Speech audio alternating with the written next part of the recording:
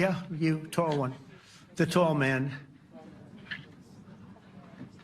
Mr. President, Johannes Petra from Austrian National Television. How are you? You once said that you would end the Ukraine war in 24 hours. You later said you said that sarcastically. Well, of course it was sarcastic. But you've now been in office for 5 months and 5 days.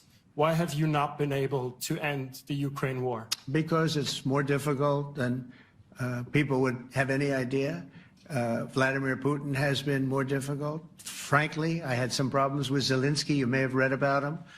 And it's been more difficult than other wars. I mean, look, we just ended a war in 12 days that was simmering for 30 years, frankly.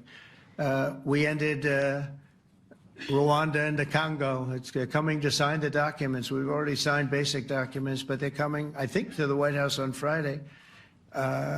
We ended, Serbia was going to go at it.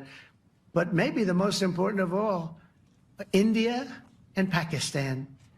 And that wasn't whether or not they may someday have nukes like we're talking about in the Middle East, like we're talking about with Israel and Iran. This is they have nuclear weapons. I ended that with a series of phone calls on trade. I said, look, if you're going to go fighting each other, it was getting very bad. You know how bad that last attack was. It was really bad. If you're going to go fighting each other, we're not doing any trade deal. No, no, no, you have to do a trade deal. I said, we're not doing any trade deal. And in fact, I had the general, who was very impressive. The general from Pakistan was in my office last week.